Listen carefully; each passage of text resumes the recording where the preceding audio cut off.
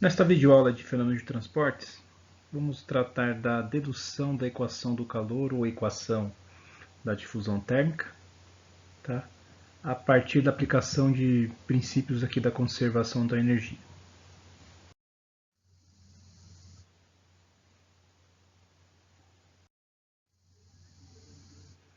Então, basicamente, o que nós vamos fazer aqui é, utilizando esses princípios fundamentais, deduzir a equação do calor em coordenadas cartesianas, tá? Esse procedimento que a gente vai fazer daqui em diante, ele pode ser aplicado também em sistemas que têm assimetria esférica e cilíndrica. Aí nesses dois últimos casos você vai obter uma equação do calor em coordenadas cilíndricas e em coordenadas esféricas. Tá? Vamos começar o nosso estudo pensando da seguinte forma. Vamos imaginar que eu tenho aqui um volume de controle. E nós estamos preocupados na questão da transferência de calor. Então vamos analisar o que acontece aqui com a energia nesse volume de controle. Tá? Então a gente pode imaginar que através da fronteira desse volume de controle, uma certa quantidade de energia está adentrando esse volume. E uma certa quantidade de energia está saindo desse volume de controle. Além disso, eu posso ter geração de energia dentro desse volume de controle. Por exemplo, uma resistência elétrica aquecendo um fluido que está dentro desse volume de controle. E eu posso ter aqui um acúmulo de energia. Eu tenho uma determinada massa de fluido aqui, tá? E essa quantidade de massa armazena energia. É só você lembrar lá da calorimetria que você estudou em física, tá? Então você pode armazenar energia no seu sistema aqui, através da massa que está contida dentro desse volume de controle. Pensando aqui numa conservação da energia, quando eu falo energia, não é conservação da energia mecânica, é da energia total aqui do sistema, tá? Tem a parcela térmica e a parcela mecânica, tá bom? Então a energia que entra menos a energia que sai, mais a energia gerada no meu volume de controle, tem que ser igual à energia acumulada. Pois bem, retomando aqui a equação do balanço de energia, no caso de transferência de calor, é mais interessante a gente trabalhar com umas taxas de variação da energia, tá? Tanto da que entra, da que sai, da que é gerada e da que é acumulada. Então, esse E com um ponto em cima vai representar essa taxa de variação da energia com o tempo, tá? Então é a taxa de variação. Então eu posso reescrever essa equação que está dessa forma em função aqui das taxas. Tá? Por quê? Porque diferentemente da termodinâmica, onde a gente está preocupado com a situação inicial e a final do seu sistema, tá? Estado inicial e estado final, na transferência de calor a gente quer saber o que acontece com o nosso sistema, do ponto de vista de transferência de calor, em cada instante de tempo. Tá? Então por isso a gente trabalha com essas taxas aqui. Vamos pensar a seguinte coisa agora. Ó. Eu vou pegar um volume de controle com a simetria que eu quero desenvolver ou deduzir a equação do calor. No caso eu estou falando que é a equação do calor em coordenadas cartesianas, então eu vou pegar um volume de controle infinitesimal, cujo volume é dado por dx, dy, dz, tá? Multiplico essas três dimensões, eu tenho um volume desse cubo aqui, tá? Pode ser um cubo, pode ser um paralelepípedo, tá? Não necessariamente o dx tem que ser igual a dy igual a dz. Mas como eles são muito pequenos, tão pequenos quanto a gente queira, eu posso querer também que eles sejam da mesma dimensão, tá? Mas vamos pensar assim, um lado desse meu sólido tem um tamanho dx, um outro dy e um outro dz. Vou colocar um sistema de referência aqui para guiar orientar as nossas deduções aqui.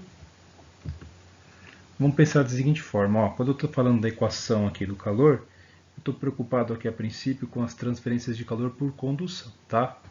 Então esse Qx aqui, se você lembrar da lei de Fourier, representa a taxa de transferência de calor na direção x, é a taxa que passa por essa superfície aqui do meu volume de controle, tá? Que eu estou delimitando aqui com o meu apontador do laser aqui. E no lado oposto eu vou ter um QX mais DX, que é a taxa de transferência de calor que está deixando o volume de controle através dessa superfície aqui de controle. E o mesmo a gente vai fazer para as outras direções. Tá? Na direção Y, eu tenho a taxa que está entrando aqui e a taxa que está saindo. Para a direção Z, a mesma coisa. Tenho a taxa que está entrando por aqui e saindo aqui por cima.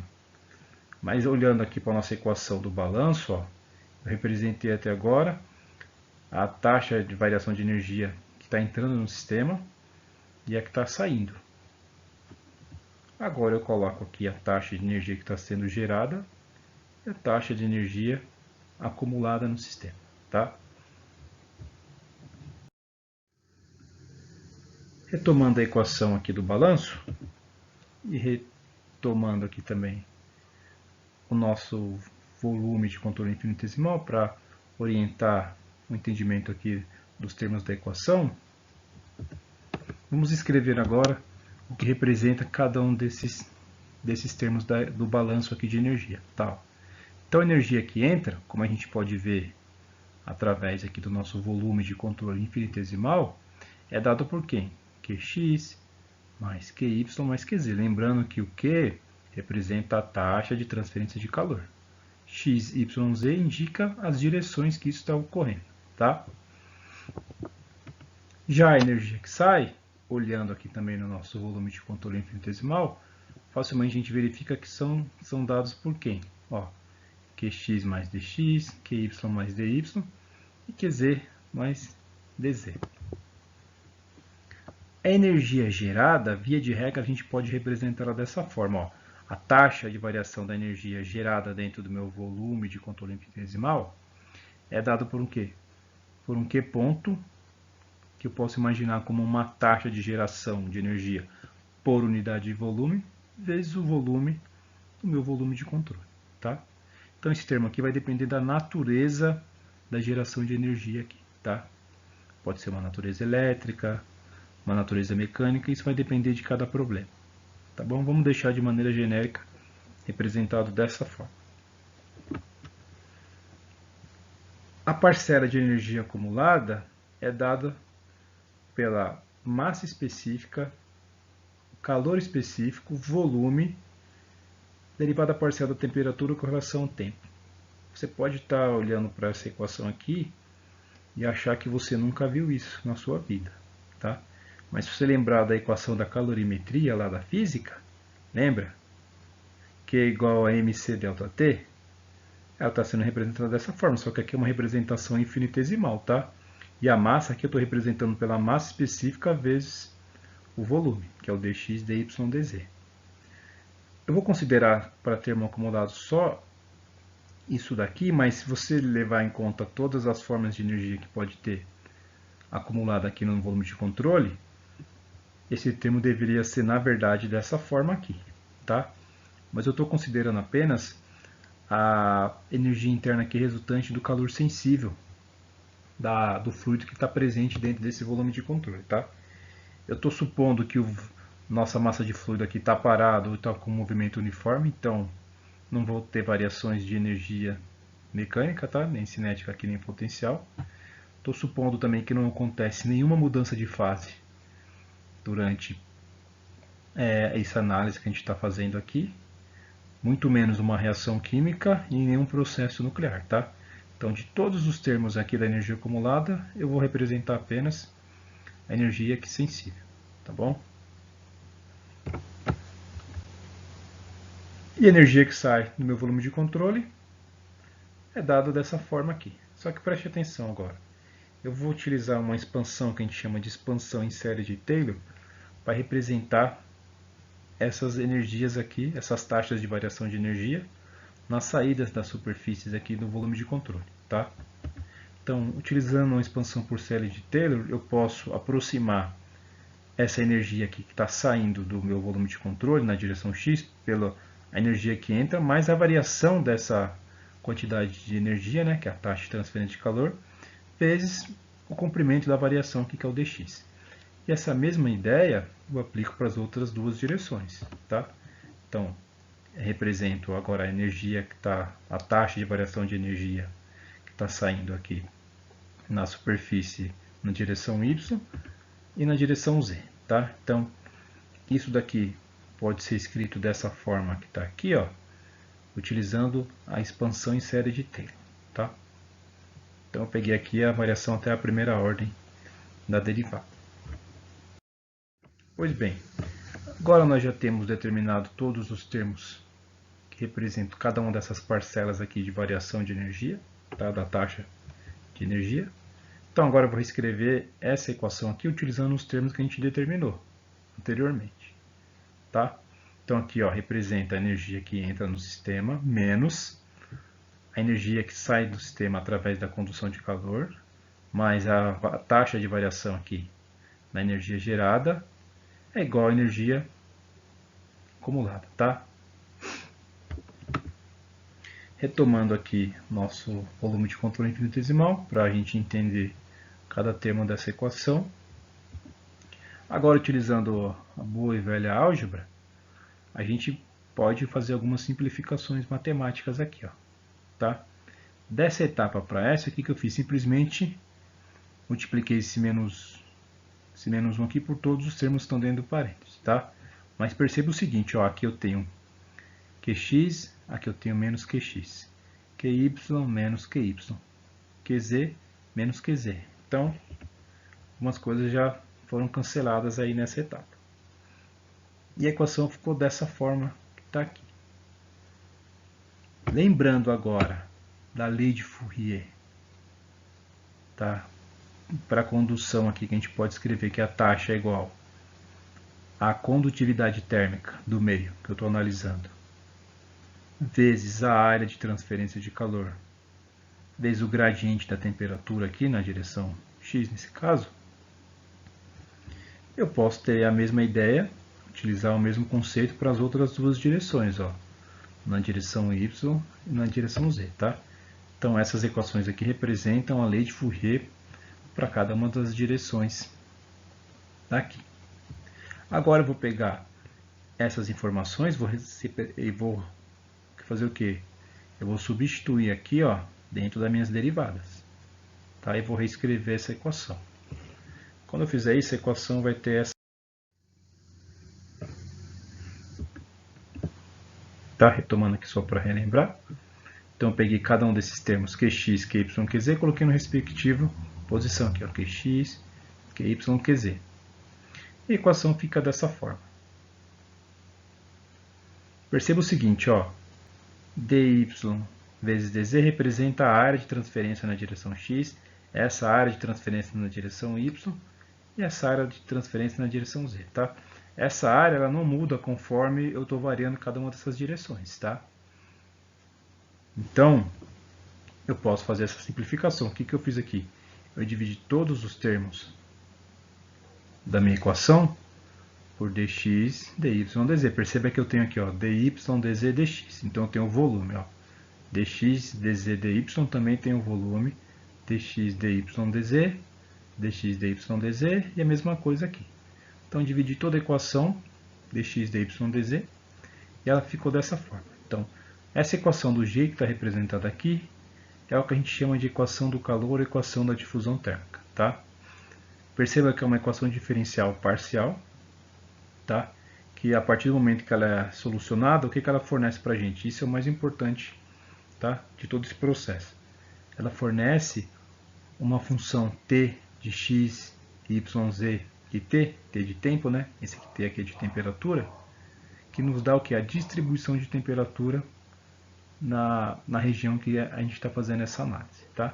Então, aplicando as devidas condições de contorno, a gente chega numa distribuição de temperaturas, tá? T maiúsculo aqui representa a temperatura e o T minúsculo o tempo. Só que a equação do jeito que está aqui, ela é mais complicada de resolver, tá? Então, utilizando a boa e velha prática da engenharia, que é o quê? Tentar simplificar nossos modelos, vamos começar inserir algumas simplificações nessa equação e aplicar essa equação para cada um dos problemas práticos que a gente encontrar aí no nosso dia a dia, tá? É claro que vai ter algum problema que você não vai poder simplificar nenhum termo, tá? Mas a grande parte dos problemas a gente consegue fazer simplificações e ter boas respostas, tá? Para esses problemas. Então vamos pensar na primeira simplificação, que eu vou supor que a condutividade térmica é constante, ou seja, o K, aqui que representa a condutividade térmica, é constante. Se ele é constante, eu posso colocar do lado de fora da derivada. Percebe que aqui é um operador da derivada. Tá? Então eu não posso colocar termos aqui e tirar do jeito que eu quiser. Tá? Tem que ter uma coerência para fazer isso. Tá? Então eu posso tirar esse termo aqui do operador, supondo que ele não varie com y, não varie com x, não varie com z. Tá? Ele é constante. Nesse caso, a equação fica escrita dessa forma, tá? Aí você deve pensar, ué, mas onde foi parar esse K aqui? Eu dividi toda a equação por K, que é a quantidade térmica. E ele apareceu aqui desse lado, tá bom? Só que agora aqui eu tenho o que? A derivada parcial com relação a x do que? Do meu ΔT ΔX. É a mesma coisa para as outras duas direções. Eu posso reescrever isso aqui aplicando esse operador. Então eu vou ter a derivada segunda, né, com relação a x, derivada parcial, del2t dy2, del2t delz2 mais μ que ponto, massa específica, calor específico, condutividade térmica. Vezes o que? O ΔT, ΔT.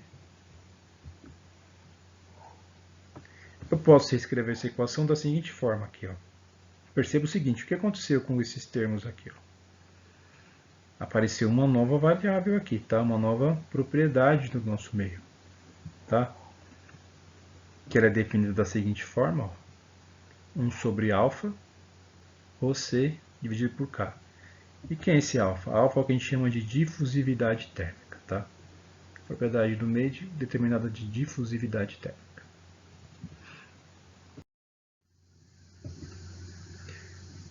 Agora vamos para a segunda simplificação. Ó. Vamos supor que o nosso sistema é sem geração de energia. Então a equação que a gente obteve anteriormente era dessa forma. Agora eu vou colocar mais uma simplificação. Sem geração de energia. Se é sem geração de energia, é o que acontece com a equação. O termo que representa a geração de energia aqui ele é nulo. Então a equação pode ser escrita dessa forma. Agora vamos pensar que o nosso sistema acontece agora o que? Em regime permanente. Ou seja, se é em regime permanente, as variáveis aqui do nosso sistema não variam mais que com o tempo. Tá? Nenhuma propriedade aqui do meio vai variar mais com o tempo. Então a temperatura não depende mais do tempo. Se não depende mais do tempo, eu estou falando para você que a distribuição de temperatura, que era uma função aqui de 4 variáveis, agora vai ser uma função aqui de 3 variáveis. Tá? Se ela não depende do tempo, esse termo aqui, que é a derivada parcial da distribuição de temperatura com relação ao tempo, ele é nulo. Se ele é nulo, a equação do calor fica dessa forma agora. Tá? Que a gente pode representar utilizando esse operador matemático dessa forma aqui. Ó, tá? Então, esse operador aqui, que é o nabla, a gente chama aqui de Laplaciano. Tá? Então, Laplaciano da minha distribuição é igual a zero. Tá? Então, esse operador aqui é dado pela derivada parcial aqui, mas a derivada segunda de cada um dos termos da distribuição aqui. Vamos agora aplicar mais uma simplificação na nossa equação do calor. Tá? Vamos supor que a gente está trabalhando com condução de calor em uma única dimensão. Tá?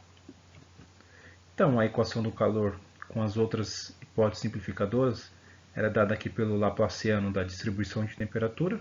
Tá? Isso aqui é igual a zero. E essa equação aqui, esse operador Laplaciano, ele é escrito dessa forma que está aqui representado. Se eu estou falando que a condução agora é uma única dimensão, eu vou falar então que a minha distribuição de temperatura depende só de uma direção, que nesse caso eu vou escolher a direção x. E perceba o seguinte, se ela depende agora de uma única direção, uma única dimensão, a derivada aqui não faz mais sentido ser parcial, tá? Passa a ser uma derivada aqui ordinária. Eu posso reescrever essa equação dessa seguinte forma. tá? A derivada segunda não é a derivada da derivada, é o que está representado aqui, tá? E lembrando aqui, ó, da lei de Fourier, que fala que o fluxo térmico é igual a menos K dt dx menos a quantidade térmica, o gradiente da temperatura. Preste atenção no seguinte, ó, esse termo aqui, ó, do lado direito dessa equação, é o termo que aparece aqui dentro do parênteses. Aí você vai me perguntar, ué, mas aqui tem o menos K, aqui não tem. Tudo bem. Multiplica agora essa equação aqui por menos K dos dois lados. O que vai acontecer do lado direito aqui? Nada, porque aqui eu tenho 0 vezes alguma coisa. Vai continuar sendo o quê? 0. E aqui dentro vai aparecer esse menos K que está faltando, tá? Então não alterei a equação. Então, baseado nisso, eu posso escrever essa equação dessa forma agora. Ó. Derivado com relação a x do quê? Desse termo que representa o quê? O fluxo térmico. Agora preste atenção. Ó. Derivada de alguma coisa é igual a zero. Significa que essa coisa aqui é o quê? Constante. Ou seja, na condução de calor em uma única dimensão, no regime permanente, sem geração de calor, o fluxo térmico ele é o quê? Constante. E esse resultado aqui, a princípio, pode não representar muita coisa para você, mas quando a gente estiver resolvendo os exercícios, fazendo as aplicações dessa equação aqui nos casos práticos de engenharia, ela vai ser bastante empregada essa condição aqui, tá? De fluxo térmico constante. Então isso aqui vai permitir que a gente resolva uma gama vasta aqui de problemas, tá? Espero que você tenha gostado, bons estudos e até a próxima.